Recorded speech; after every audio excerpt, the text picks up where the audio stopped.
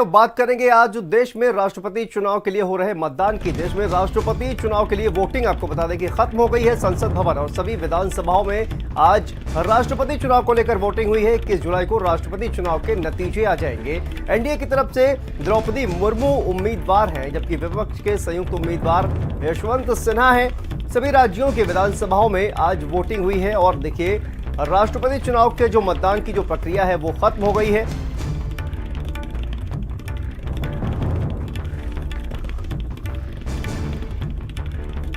तो देखिए सभी राज्यों के विधानसभाओं में आज वोटिंग हुई है और ये जो वोटिंग की जो प्रक्रिया है वो खत्म हो गई है। विपक्ष के उम्मीदवार की बात की जाए तो यशवंत सिन्हा को विपक्ष ने अपना उम्मीदवार बनाया था, तो वहीं पर एनडीए की तरफ से द्रौपदी मुर्मू को उम्मीदवार बनाया गया था।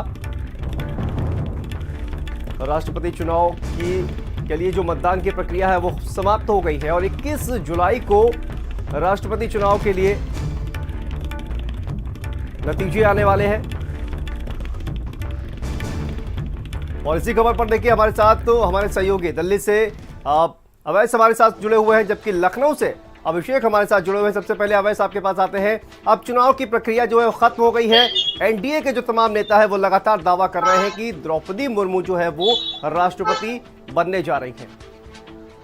बिल्कुल साफ तौर पे अगर राष्ट्रपति चुनाव की बात की जाए तो दोनों ही राष्ट्रपति पद के उम्मीदवार, चाहे वो द्रौपदी मुर्मू हो या फिर सिन्हा हो, उनके अब मतपेटियों में जो है कहा जाए अगर उनका किस्मत जो है वो बंद हो चुकी है। और 5 बजे तक की वोटिंग होनी थी, सुबह 10 बजे से लगातार वोटिंग हो रही थी। आज अगर दिल्ली की बात करें तो प्रधानमंत्री मोदी और पूर्व प्रधानमंत्री मनमोहन सिंह से लेकर तमाम बड़े नेताओं ने जो है आज अपना मतों का इस्तेमाल जो है राष्ट्रपति चुनाव के लिए किया है। अगर बात की जाए डॉक्टर मनमोहन सिंह की तो उनकी तबीयत सही नहीं थी, वो व्हील चेयर पर आए और 4 लोगों का सहारा लेकर उन्होंने अपना मत का इस्तेमाल जो है वो किया है। अगर बात की जाए देश भर में जिस तरह से राष्ट्रपति का चुनाव हुआ है तो कई ऐसे राज्य हैं जहाँ पर क्रॉस वोटिंग जो है वो जम कर रही है। यहाँ तक खबरें आ रही है कि महाराष्ट्र से लेके असम और दूसरे राज्यों की बात की जाए वहां पर जो है लगातार क्रॉस वोटिंग जो है वो हुई है। अगर बात की जाए उत्तर प्रदेश की, उत्तर प्रदेश में भी एक क्रॉस वोटिंग हुई है। इसके अलावा असम और मेघालय और उड़ीसा में भी बताया जा रहा है कि एक क्रॉस वोटिंग जो है वो हुई है। लेकिन सबसे बड़ी बात है कि गुजरात में भी एक वोट का क्रॉस वोट जो है वो पड़ा है, वो भी कांग्रेस एनसीपी की तरफ से।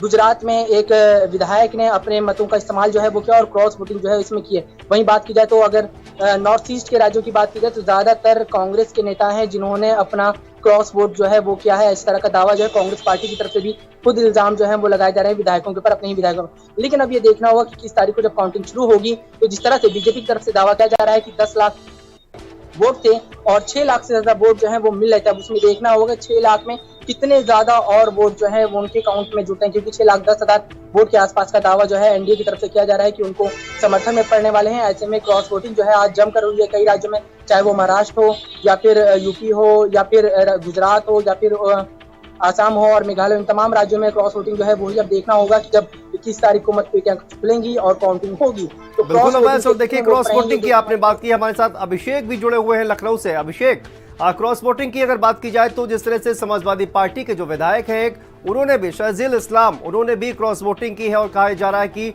क्रॉस वोटिंग इस वजह से की है क्योंकि तमाम जो आरोप है उनके ऊपर, जिस तरह से बुलडोजर उनके पेट्रोल पंप पर चला था, इस वजह से भी क्रॉस वोटिंग जो है उनके द्वारा की गई है। अभिषेक जी हाँ, बिल्कुल। देखिए राज्य विधानसभाओं में अलग अलग राज्यों की जो स्थिति है कमोबेश ऐसा ही उत्तर प्रदेश में था।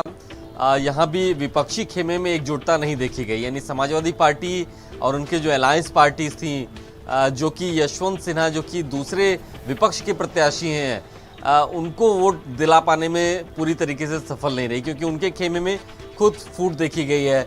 समाजवादी पार्टी से शिवपाल यादव, शहजील इस्लाम, ये 2 बिल्कुल नाम साफ हैं जिन्होंने एनडीए के प्रत्याशी को वोट किया है।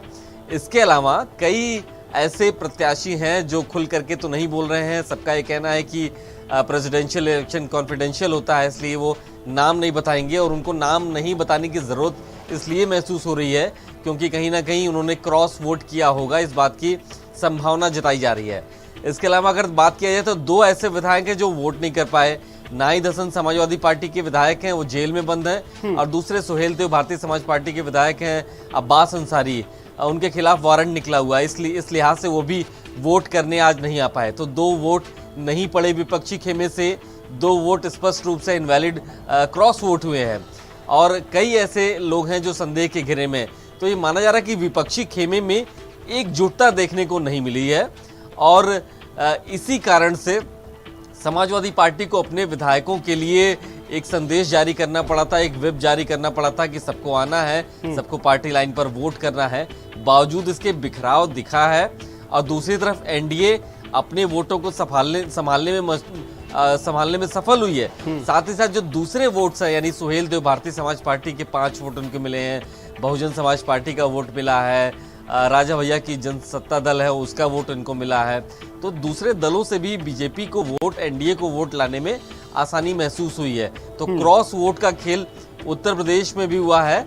21 तारीख को आंकड़े बताएंगे कि ये क्रॉस वोट किस लेवल तक गया है और यही बताएगा कि आने वाले समय में समाजवादी पार्टी, जो कि एक मजबूत अलायंस का बात कर रही है, विपक्षी अलायंस की, वो कितना मजबूती के साथ खड़ा रहेगी। बिल्कुल अभिषेक, तो देखिए 21 जुलाई को जो पता चल ही जाएगा कि आखिर कौन विजयी होगा इन राष्ट्रपति चुनाव में। बहुत बहुत शुक्रिया आप दोनों का ही इस तमाम जानकारी के लिए। आगे बढ़ते हैं। राष्ट्रपति